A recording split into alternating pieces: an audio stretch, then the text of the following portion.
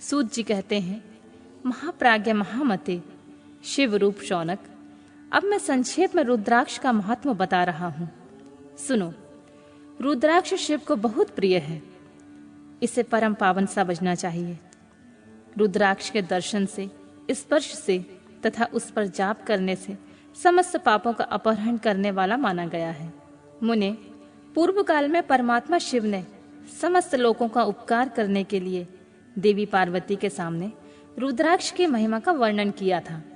भगवान शिव बोले, महर्षि शिवे, मैं तुम्हारे प्रेम बस भक्तों के लिए हित की कामना से रुद्राक्ष की महिमा का वर्णन करता हूं, तो सुनो। महेशानी, पूर्व काल की बात है। मैं मन को संयम में रखकर हजारों दिव्य वर्षों तक घोर तपस्या में लगा रहा। एक दिन सहसा मेरा मन शुद्ध हो उठा।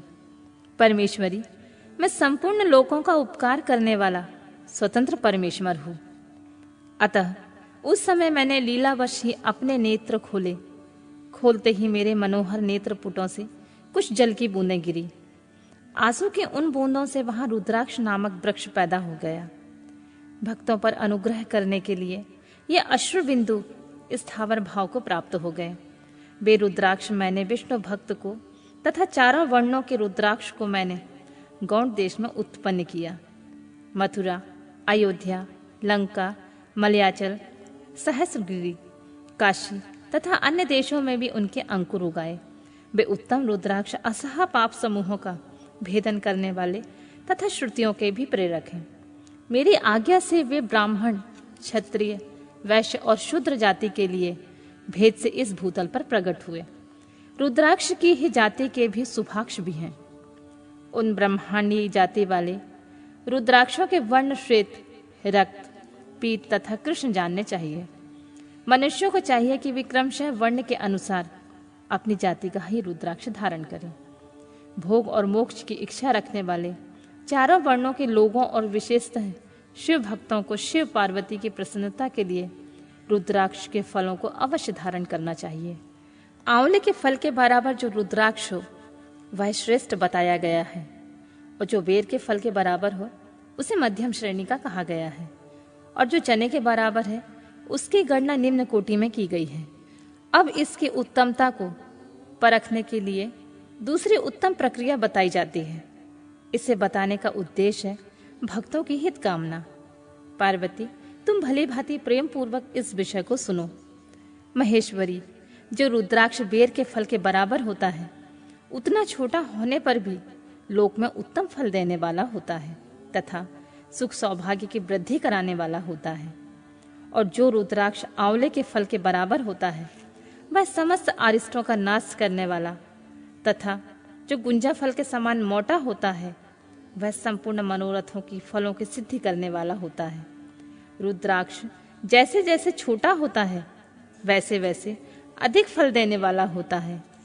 एक एक बड़े रुद्राक्ष से एक एक छोटे रुद्राक्ष को विद्वानों ने 10 गुना अधिक फल देने वाला बताया है।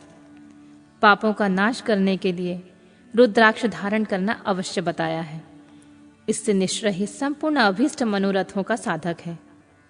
अतः अवश्य ही उसे धारण करना चाहिए। परमेश्वरी, लोक में मंगलमय रुद्राक्ष जैसा फल देने वाला देखा जाता है वैसी फलदायिनी दूसरी कोई माला नहीं दिखाई देती है देवी। समान आकार प्रकार वाले चिकने, मजबूत, स्थूल, कंठक युक्त और सुंदर रुद्राक्ष अभिलषित पदार्थों के दाता तथा सदैव भोग और मोक्ष देने वाले हैं। जिसे कीड़ों ने दूषित कर दिया हो और जो टूटा फूटा हो, जिसमें उभरे हुए दाने ना हो, वह व्रण युक्त तथा जो पूरा पूरा गोल ना हो, इन 5 प्रकार के रुद्राक्षों को त्याग देना चाहिए। जिस रुद्राक्ष में अपने आप ही डोरा पिरोने की योग छिद्र हो गया हो वही सबसे उत्तम माना गया है। जिसमें मनुष्य के प्रयत्न से छेद किया गया हो वह मध्यम श्रेणी का होता है। रुद्राक्ष धारण बड़े बड़े पातकों का नाश करने वाला होता है। इस जगत में 1100 रुद्राक्ष धारण करके मनुष्य जिस फल को पाता है उसका वर्णन सैकड़ों वर्षों में भी नहीं किया जा सकता। भक्तिमान पुरुष 550 रुद्राक्ष के दानों का सुंदर मुकुट बना ले और उसे सिर पर धारण करे। 308 दानों का लंबे सूत्र में पिरोकर एक हार बना ले। वैसे वैसे 3 हार बनाकर भक्तिपरायण पुरुष उसे यज्ञोपवीत तैयार करे और उसे यथा स्थान धारण किए रहे। इसके बाद किस अंग में कितने रुद्राक्ष धारण करने चाहिए यह बताकर सूत जी बोले, महर्षियों, सिर पर ईशान मंत्र से, कान में तत्पुरुष मंत्र से तथा गले और हृदय में अघोर मंत्र से रुद्राक्ष धारण करना चाहिए। विद्वान पुरुष दोनों हाथों में अघोर बीज मंत्र से रुद्राक्ष धारण करे। उदर पर वामदेव मंत्र से 15 रुद्राक्षों द्वारा गुथे हुए माला धारण करे अथवा अंगों सहित प्रणव का 5 बार जप करके रुद्राक्ष के 3, 5 या 7 मालाएं धारण करें अथवा मूल मंत्र से ही समस्त रुद्राक्षों को धारण करें। रुद्राक्षधारी पुरुष अपने स्नान, खान पान, मदिरा, मांस, लहसुन, प्याज, सहीजन आदि को त्याग दे। गिरिराज नंदिनी उमे श्वेत रुद्राक्ष केवल ब्राह्मणों को ही धारण करना चाहिए। गहरे लाल रंग का रुद्राक्ष क्षत्रियों के लिए हितकर बताया गया है। वैश्यों के लिए प्रतिदिन बारंबार पीले रुद्राक्ष का धारण करना आवश्यक है और शूद्रों को काले रंग का रुद्राक्ष धारण करना चाहिए। यह वेदोक्त मार्ग है। ब्रह्मचारी, वानप्रस्थ, गृहस्थ और सन्यासी सबको नियम पूर्वक रुद्राक्ष धारण करना उचित होता है। इसे धारण करने का सौभाग्य बड़े पुण्य से प्राप्त होता है। उमे पहले आंवले के बराबर और फिर उससे भी छोटे रुद्राक्ष धारण करें।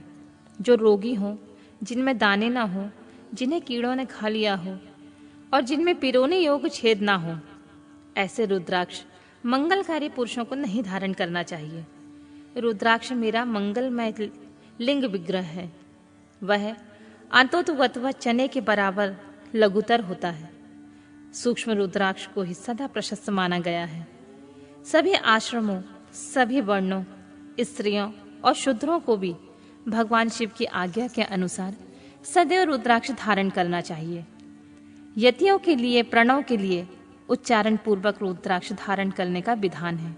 जिसके ललाट में त्रिपुंड लगा हो और सभी अंग रुद्राक्ष से विभूषित हो रहे हों, जो महामृत्युंजय का जाप कर रहा हो, उसका दर्शन करने से साक्षात रुद्र के दर्शन का फल प्राप्त होता है।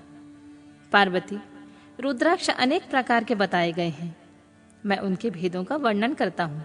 वे भेद भोग तथा मोक्ष रूप फल देने वाले होते हैं। तुम उत्तम भक्ति भाव से उनका परिचय सुनो। एक मुख वाला रुद्राक्ष साक्षात शिव जी का स्वरूप है। वह भोग और मोक्ष रूपी फल प्रदान करता है। जहाँ रुद्राक्ष की पूजा होती है, वहां से लक्ष्मी दूर नहीं जाती हैं। उस स्थान के सारे उपद्रव नष्ट हो जाते हैं तथा वहां रहने वाले लोगों की संपूर्ण कामनाएं पूर्ण होती हैं। 2 मुख वाला रुद्राक्ष देव देवेश्वर कहा गया है। वह संपूर्ण कामनाओं और फल देने वाला होता है। 3 मुख वाला रुद्राक्ष सदा साक्षात साधन का फल देने वाला है। उसके प्रभाव से सारी विद्याएं प्रतिष्ठित होती हैं। 4 मुख वाला रुद्राक्ष साक्षात ब्रह्मा का रूप है। वह दर्शन और स्पर्श से ही धर्म, अर्थ, काम और मोक्ष इन 4 पुरुषार्थों को देने वाला है। 5 मुख वाला रुद्राक्ष साक्षात कालाग्नि रुद्र रूप है। वह सब कुछ करने में समर्थ होता है, सबको मुक्ति देने वाला तथा संपूर्ण मनोवांछित फल प्रदान करने वाला होता है। 5 मुख रुद्राक्ष समस्त पापों को दूर कर देता है। 6 मुख वाला रुद्राक्ष कार्तिकेय का स्वरूप है। यदि दाहिनी भुजा में उसे धारण किया जाए तो धारण करने वाला मनुष्य ब्रह्म हत्या आदि पापों से मुक्त हो जाता है। इसमें कोई संशय नहीं है। महेश्वरी, 7 मुख वाला रुद्राक्ष अनंग स्वरूप और अनंग नाम से प्रसिद्ध है। देवेशी, उसे धारण करने से दरिद्र भी ऐश्वर्यशाली हो जाता है। 8 मुख वाला रुद्राक्ष अष्टमूर्ति भैरव रूप है। उसको धारण करने से मनुष्य पूर्णायु होता है और मृत्यु के पश्चात शूलधारी शंकर हो जाता है। 9 मुख वाले रुद्राक्ष को भैरव तथा कपिल मुनि का प्रतीक माना गया है अथवा 9 रूप धारण करने वाली महेश्वरी दुर्गा उसकी अधिष्ठात्री देवी मानी गई है। जो मनुष्य भक्तिपरायण हो अपने बाएं हाथ में 9 मुख रुद्राक्ष धारण करता है, वह निश्चित ही मेरे समान सर्वेश्वर हो जाता है। इसमें संशय नहीं है महेश्वरी। 10 मुख वाला रुद्राक्ष साक्षात भगवान विष्णु का रूप है। देवेशी, उसको धारण करने से मनुष्य की संपूर्ण कामनाएं पूर्ण हो जाती हैं। परमेश्वरी, 11 मुख वाला जो रुद्राक्ष है वह रुद्र रूप है। उसको धारण करने से मनुष्य सर्वत्र विजयी होता है। 12 मुख वाले रुद्राक्ष को केश प्रदेश में धारण करें। उसको धारण करने से मानव मस्तक पर 12 आदित्य विराजमान हो जाते हैं। 13 मुख वाला रुद्राक्ष विश्व देवों का स्वरूप है। उसको धारण करके मनुष्य संपूर्ण अभीष्टों को पाता है तथा सौभाग्य और मंगल लाभ करता है। 14 मुख वाला जो रुद्राक्ष है वह परम शिव रूप है। उसे भक्ति पूर्वक मस्तक पर धारण करें, इससे समस्त पापों का नाश हो जाता है। गिरिराज कुमारी, इस प्रकार मुखों के भेदों से रुद्राक्ष के 14 भेद बताए गए हैं। इन 14 मंत्रों द्वारा 1 से लेकर 14 मुख वाले रुद्राक्ष को धारण करने का विधान है। साधक को चाहिए कि वह निद्रा और आलस्य का त्याग करके श्रद्धा भक्ति से संपन्न होकर संपूर्ण मनोरथों की सिद्धि के लिए मंत्रों द्वारा रुद्राक्ष को धारण करे। रुद्राक्ष की माला धारण करने वाले पुरुष को देखकर भूत, प्रेत, पिशाच, डाकिनी, शाकिनी तथा जो अन्य द्रोहकारी राक्षस हैं वे सब के सब दूर भाग जाते हैं। जो कृत्रिम अभिचार आदि प्रयुक्त होते हैं वे सब रुद्राक्षधारी को देखकर शशंक से ही दूर खिसक जाते हैं। पार्वती, रुद्राक्ष मालाधारी पुरुष को देखकर मैं शिव भगवान, विष्णु, देवी दुर्गा, गणेश, सूर्य तथा अन्य देवता भी प्रसन्न हो जाते हैं। महेश्वरी, इस प्रकार रुद्राक्ष की महिमा को जानकर धर्म की वृद्धि के लिए भक्ति पूर्वक पूर्वोक्त मंत्रों द्वारा विधिवत उसे धारण करना चाहिए। मुनीश्वर, भगवान शिव ने देवी पार्वती के सामने जो कुछ कहा था वह सब तुम्हारे प्रश्न के अनुसार मैंने तुम्हें कह सुनाया। मुनीश्वरों, मैंने तुम्हारे समक्ष इस विदेश्वर संहिता का वर्णन किया है। यह संहिता संपूर्ण सिद्धियों को देने वाली तथा भगवान शिव की आज्ञा से जो विश्व नित्य मोक्ष प्रदान करने वाली स्थिति और लय आदि की एकमात्र कारण है। गौरी गिरिराज कुमारी उमा के पति हैं, तत्वज्ञ हैं, जिनकी कीर्ति का कहीं अंत नहीं है, जो माया के आश्रय होकर भी उससे अत्यंत दूर हैं। उन विमल बोध स्वरूप भगवान शिव को मैं प्रणाम करता हूँ। मैं स्वभाव से ही उन अनादि शांत स्वरूप एकमात्र पुरुषोत्तम शिव की वंदना करता हूँ, जो अपनी माया से इस संपूर्ण विश्व की सृष्टि करके आकाश के भीतर, इसके भीतर और बाहर भी स्थित हैं। जैसे लोहा चुंबक से आकृष्ट होकर उसके पास ही लटका रहता है, उसी प्रकार ये सारे जगत सदा सब और जिसके आसपास ही भ्रमण करते रहते हैं। जिन्होंने अपने से ही इस प्रपंच की रचना करने की विधि बताई थी, जो सबके भीतर अंतर्यामी रूप से विराजमान है तथा जिनका अपना स्वरूप अत्यंत गूढ़ है, उन भगवान शिव को मैं सादर वंदना करता हूँ।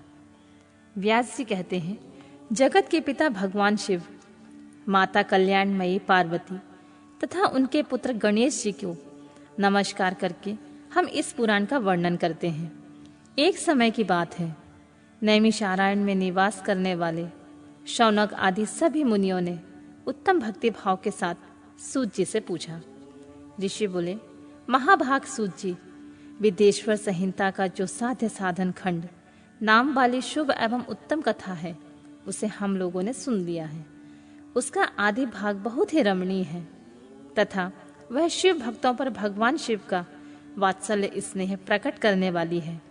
विद्वान, अब आप भगवान शिव के परम उत्तम स्वरूप का वर्णन कीजिए, साथ ही शिव और पार्वती के दिव्य चरित्रों का पूर्ण रूप से श्रवण कराइए। हम पूछते हैं, निर्गुण महेश्वर लोक में सगुण रूप कैसे धारण करते हैं? हम सब लोग विचार करने पर भी शिव के तत्व को नहीं समझ पाते हैं। सृष्टि के पहले भगवान शिव किस प्रकार अपने स्वरूप में स्थित होते हैं, फिर सृष्टि के मध्यकाल में वे भगवान किस तरह क्रीड़ा करते हुए सम्यक व्यवहार बर्ताव करते हैं, और सृष्टि कल्प का अंत होने पर वे महेश्वर देव किस रूप में स्थित रहते हैं। लोक कल्याणकारी शंकर कैसे प्रसन्न होते हैं, और प्रसन्न हुए महेश्वर अपने भक्तों तथा दूसरों को कौन सा उत्तम फल प्रदान करते हैं, यह सब हमसे कहिए। हमने सुना है कि भगवान शिव शीघ्र ही प्रसन्न हो जाते हैं। वे महान दयालु हैं, इसलिए अपने भक्तों का कष्ट नहीं देख सकते हैं। ब्रह्मा, विष्णु और महेश, ये तीनों देवता शिव के ही अंग से उत्पन्न हुए हैं। उनके प्राकट्य की कथा तथा उनके विशेष चरित्रों का वर्णन कीजिए प्रभु। आप उमा के आविर्भाव तथा विवाह की भी कथा कहिए। विशेषतः उनके गाहस्थ धर्म का और अन्य लीलाओं का वर्णन कीजिए। निष्पाप सूत जी, आपको ये सब तथा दूसरी बातें अवश्य कहनी चाहिए। सूत जी ने कहा, मुनीश्वरों, आप लोगों ने बड़ी उत्तम बात पूछी है। भगवान सदाशिव की कथा में आप लोगों की जो आंतरिक निष्ठा हुई है, इसके लिए आप धन्यवाद के पात्र हैं।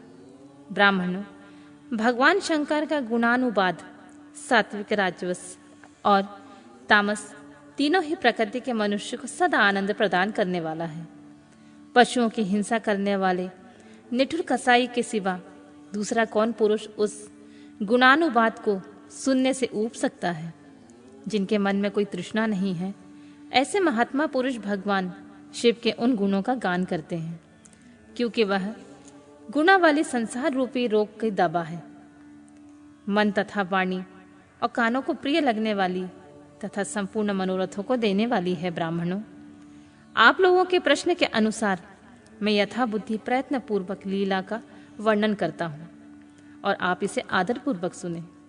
जैसे आप लोग पूछ रहे हैं, उसी प्रकार देवर्षि नारद जी ने शिव रूपी भगवान विष्णु से प्रेरित होकर अपने पिता से पूछा था।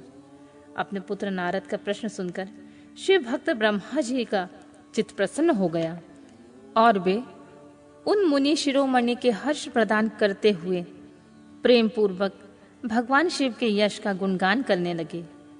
एक समय की बात है, मुनि शिरोमणि विप्रवर नारद जी ने, जो ब्रह्मा जी के पुत्र हैं, विनीत चित्त से तपस्या में मन लगाया।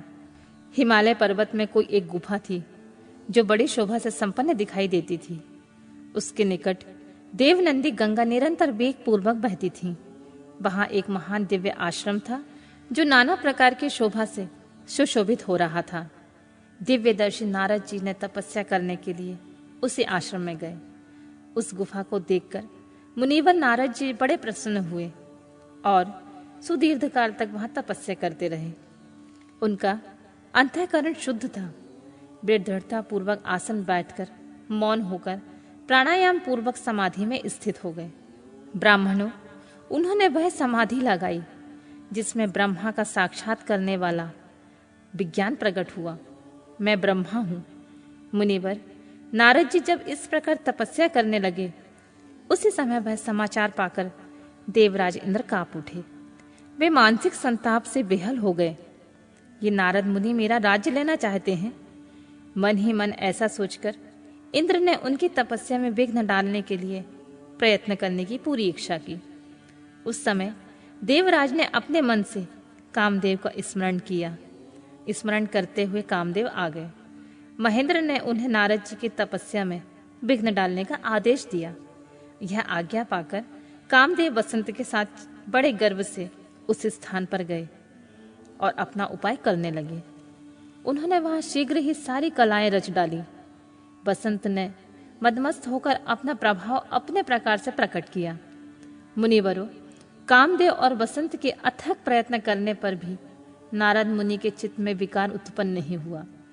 महादेव के अनुग्रह से दोनों का गर्व चूर्ण हो गया।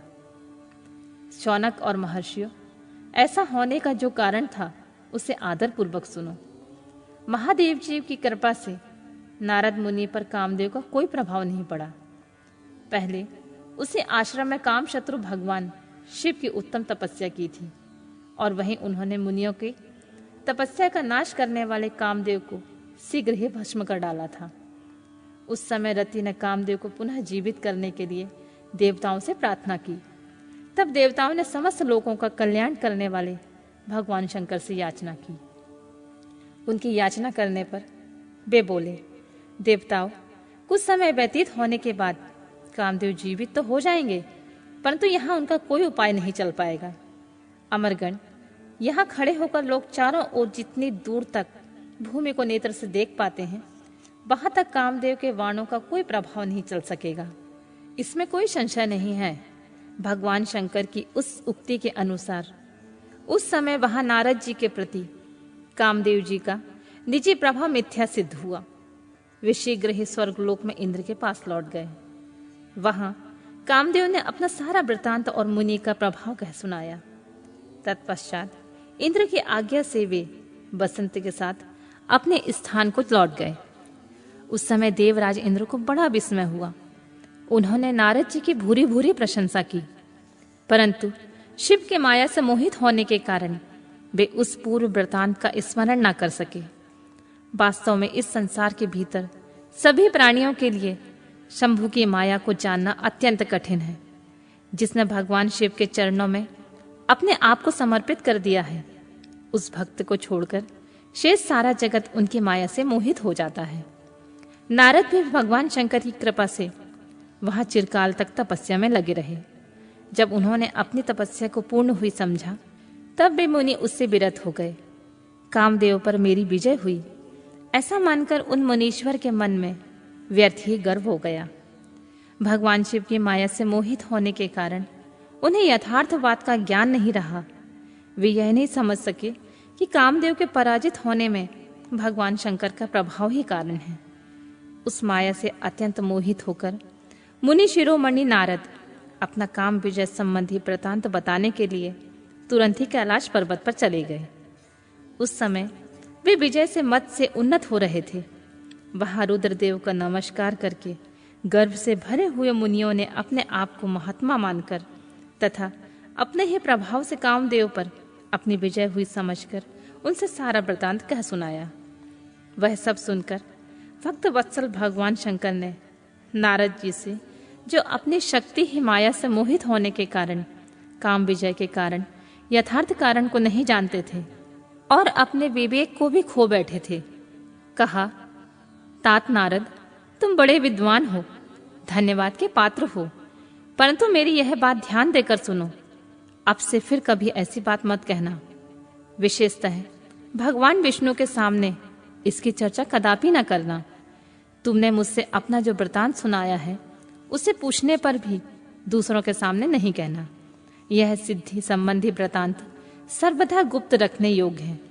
इसे कभी किसी पर प्रकट नहीं करना चाहिए। तुम मुझे विशेष प्रिय हो, इसलिए अधिक जोर देकर मैं तुम्हें यह शिक्षा देता हूं और इसे ना कहने की आज्ञा भी देता हूं, क्योंकि तुम भगवान विष्णु के भक्त हो और उनके भक्त होते हुए मेरे अत्यंत अनुगामी हो। इस प्रकार बहुत कुछ कहकर संसार के सृष्टि करने वाले भगवान रुद्र ने नारद जी को शिक्षा दी। अपने वृतांत को गुप्त रखने के लिए उन्हें समझाया बुझाया, परंतु वे तो शिव की माया से मोहित थे, इसलिए उन्होंने दी हुई शिक्षा को अपने लिए हितकर नहीं माना। तदनंतर मुनि शिरोमणि नारद ब्रह्मलोक में गए। वहां ब्रह्मा जी को नमस्कार करके उन्होंने कहा, पिताजी, मैंने अपने तपोबल से कामदेव को जीत लिया है। उनकी यह बात सुनकर ब्रह्मा ने भगवान शिव के चरणार बिंदों का चिंतन किया और सारा कारण जानकर अपने पुत्र को यह कहने से मना किया, परंतु नारद जी शिव की माया से मोहित थे। अतएव उनके चित्त में मत का अंकुर जम गया था, उनकी बुद्धि मारी गई थी। इसलिए नारद जी अपना सारा वृतांत भगवान विष्णु के सामने कहने के लिए वहां से शीघ्र ही विष्णु लोक में गए। नारद मुनि को आते देखकर भगवान विष्णु बड़े आदर से उठे और शीघ्र ही आगे बढ़कर उन्होंने मुनि को हृदय से लगा लिया। मुनि के आगमन का क्या कारण है, इसका उन्हें पहले से ही पता था। नारद को अपने आसन पर बिठाकर भगवान शिव के चरणार बिंदों का चिंतन करके श्री हरि ने उनसे पूछा, तात, कहाँ से आए हो? यहाँ किस लिए तुम्हारा आगमन हुआ है? मुनि श्रेष्ठ, तुम धन्य हो, तुम्हारे आगमन से मैं पवित्र हो गया हूँ। भगवान विष्णु का यह वचन सुनकर गर्व से भरे हुए नारद मुनि ने मद से मोहित होकर अपना सारा वृतांत बड़े अभिमान के साथ कह सुनाया। नारद मुनि का वह अहंकार युक्त वचन सुनकर मन ही मन भगवान विष्णु ने उनकी काम विजय की यथार्थ कारण को पूर्ण रूप से जान लिया। तत्पश्चात श्री विष्णु बोले, मुनि श्रेष्ठ, तुम धन्य हो, तपस्या के तो भंडार ही हो। तुम्हारा हृदय भी बड़ा उदार है मुने। जिसके भीतर शक्ति, ज्ञान और वैराग्य नहीं होते हैं, उसी के मन में समस्त दुखों को देने वाले काम, मोह आदि विकार ही शीघ्र उत्पन्न होते हैं। तुम तो नैष्ठिक ब्रह्मचारी हो तथा सदा ज्ञान वैराग्य से युक्त रहते हो, फिर तुम में काम विकार कैसे आ गया? तुम्हें तो जन्म से ही निर्विकार तथा शुद्ध बुद्धि वाले हो। श्री हरि की कही हुई ऐसी बहुत सी बातें सुनकर मुनि शिरोमणि नारद जोर जोर से हंसने लगे और मन ही मन भगवान को प्रणाम करके इस प्रकार बोले, स्वामीन, जब मुझ पर आपकी कृपा है तब बेचारा कामदेव अपना क्या प्रभाव दिखा सकता है। ऐसा कहकर भगवान के चरणों में मस्तक झुकाकर इच्छा अनुसार विचरने वाले नारद महर्षियों, जब नारद मुनि इच्छा अनुसार वहां से चले गए, तब भगवान शिव की इच्छा से माया विशारद श्री हरि ने तत्काल अपनी माया प्रकट की। उन्होंने मुनि के मार्ग में एक विशाल नगर की रचना की, जिसका विस्तार 100 योजन था। वह अद्भुत नगर बड़ा ही मनोहर था। भगवान ने उसे अपने बैकुंठ लोक से भी अधिक रमणीय बनाया था। नाना प्रकार की वस्तुओं से उस नगर की शोभा बढ़ाती थी। वहां की स्त्रियों और पुरुषों के लिए बहुत से विहार स्थल थे। उस श्रेष्ठ नगर के चारों वर्णों के लोगों से भरा हुआ था। वहां शीलनिधि नामक ऐश्वर्यशाली राजा राज्य करते थे। वे अपनी पुत्री का स्वयंवर करने के लिए उद्यत थे, अतः उन्होंने महान उत्सव का आयोजन किया था।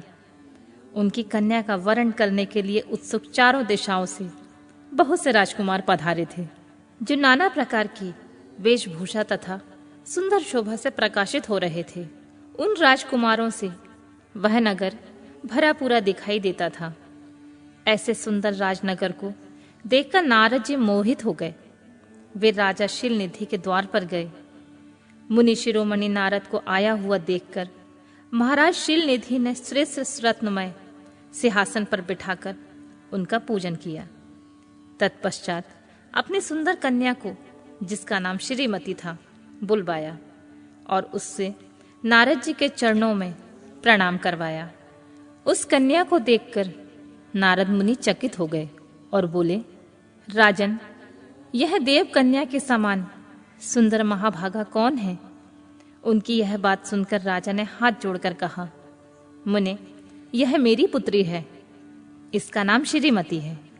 अब इसके विवाह का समय आ गया है। यह अपने लिए सुंदर वर चुनने में निमित्त स्वयंवर में जाने वाली है। इसमें सब प्रकार के शुभ लक्षण रक्षित होते हैं। महर्षि, आप इसका भाग्य बताइए। राजा की इस प्रकार पूछने पर काम से विहल हुए मुनि श्रेष्ठ नारद उस कन्या को प्राप्त करने की इच्छा मन में लिए हुए राजा को संबोधित करके इस प्रकार बोले, भूपाल, आपकी यह कन्या समस्त शुभ लक्षणों से संपन्न है, परम सौभाग्यवती है। अपने महान भाग्य के कारण वह धन्य है और साक्षात लक्ष्मी की भांति समस्त गुणों से आगार है।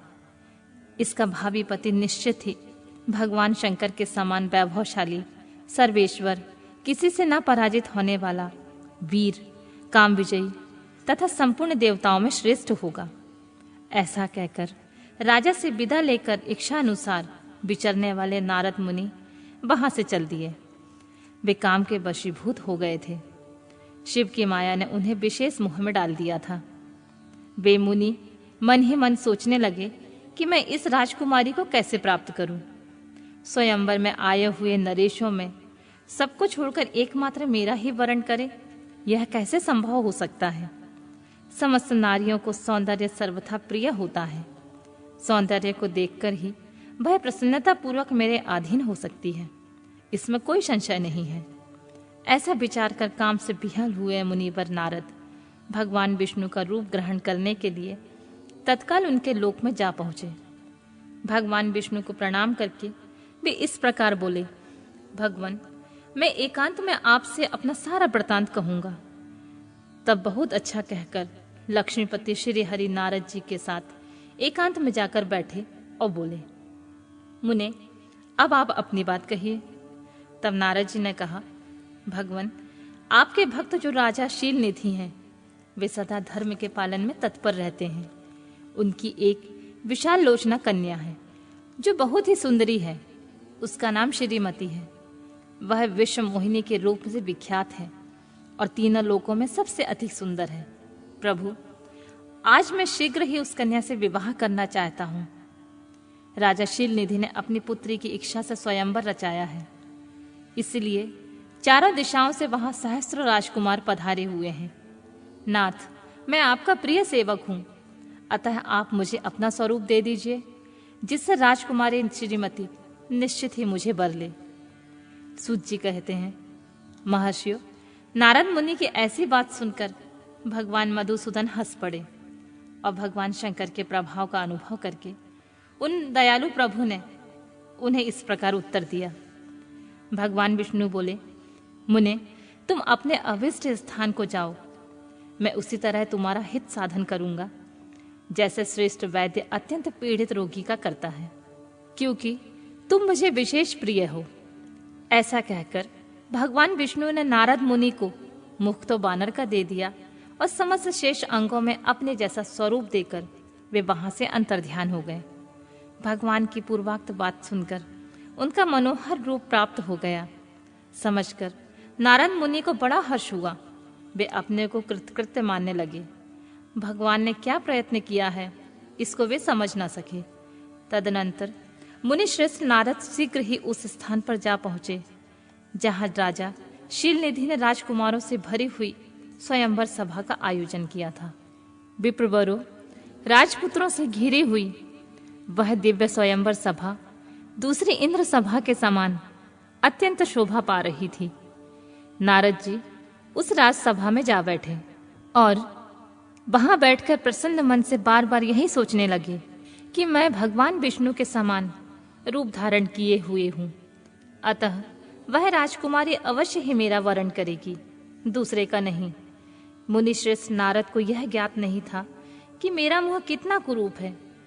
उस सभा में बैठे हुए सब मनुष्यों ने मुनि को उनके पूर्ण रूप में देखा था। राजकुमारी आदि कोई भी उनके रूप परिवर्तन के रहस्य को ना जान सके। वहां नारद जी की रक्षा के लिए भगवान रुद्र के 2 पार्षद आए थे, जो ब्राह्मण का रूप धारण करके गुण भाव से वहां बैठे थे। वे ही नारद जी के रूप परिवर्तन के उत्तम भेद को जानते थे।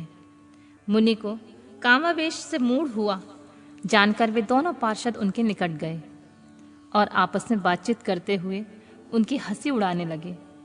परंतु मुनि तो काम से विहल हो गए थे, अतः उन्होंने उनकी यथार्थ बात भी अनसुनी कर दी और वे मोहित हो श्रीमती को प्राप्त करने की इच्छा से उसके आगमन की प्रतीक्षा करने लगे।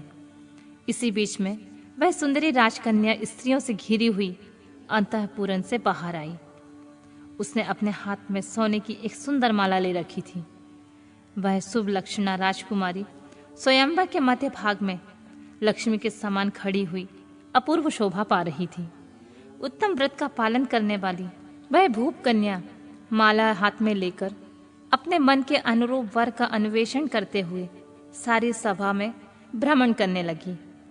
नारद मुनि का भगवान विष्णु के समान शरीर और वानर जैसा मुंह देखकर वह कुपित हो गई और उनकी ओर से दृष्टि हटाकर प्रसन्न मन से दूसरी ओर चली गई। स्वयंवर सभा में अपने मनोवांछित वर को न देखकर वह भयभीत हो गई। राजकुमारी उस सभा के भीतर चुपचाप खड़ी रह गई। उसने किसी के गले में जयमाला नहीं डाली। इतने में ही राजा के समान वेशभूषा धारण किए हुए भगवान विष्णु आ पहुंचे। किन्हीं दूसरे लोगों ने उनको वहां नहीं देखा, केवल उस कन्या की दृष्टि उन पर पड़ी। भगवान को देखते ही उस परम सुंदरी राजकुमारी का मुख प्रसन्नता से खिल उठा। उसने तत्काल ही उनके कंठ में वहमाला पहना दी। राजा का रूप धारण करने वाले भगवान विष्णु उस राजकुमारी को अपने साथ लेकर तुरंत अदृश्य हो गए और अपने धाम में जा पहुंचे। उधर सब राजकुमार श्रीमती की ओर से निराश हो गए। नारद मुनि तो काम वेदना से आतुर हो रहे थे, इसलिए वे अत्यंत विहल हो उठे। तब वे दोनों विप्र रूपधारी ज्ञान विशारद रुद्रगण काम विहल नारद जी से उसी क्षण बोले, हे नारद, हे मुने, तुम व्यर्थ ही काम से मोहित हो रहे हो और सौंदर्य के बल से राजकुमारी को पाना चाहते हो। अपना बानर के समान घृणित मुंह तो देख लो। सूत जी कहते हैं, महर्षियों, उन रुद्रगणों का यह वचन सुनकर नारद जी को बड़ा विस्मय हुआ और वे शिव की माया से मोहित थे। उन्होंने दर्पण में अपना मुख देख लिया। बानर के समान अपना मुंह देखकर वे तुरंत ही क्रोध से जल उठे और माया से मोहित होने के कारण उन दोनों शिवगणों को वहां से शाप देते हुए बोले, अरे, तुम दोनों ने मुझ ब्राह्मण का उपहास किया है, अतः तुम ब्राह्मण के वीर से उत्पन्न राक्षस हो जाओ। ब्राह्मण की संतान होने पर भी तुम्हारे आकार राक्षस के समान ही होंगे। इस प्रकार अपने लिए शाप सुनकर वे दोनों ज्ञान शिरोमणि शिवगण मुनि को मोहित जानकर कुछ नहीं बोले। ब्राह्मणों, वे सदा सब घटनाओं में भगवान शिव की इच्छा मानते थे, अतः उदासीन भाव से अपने स्थान को चले गए और भगवान शिव की स्तुति करने लगे।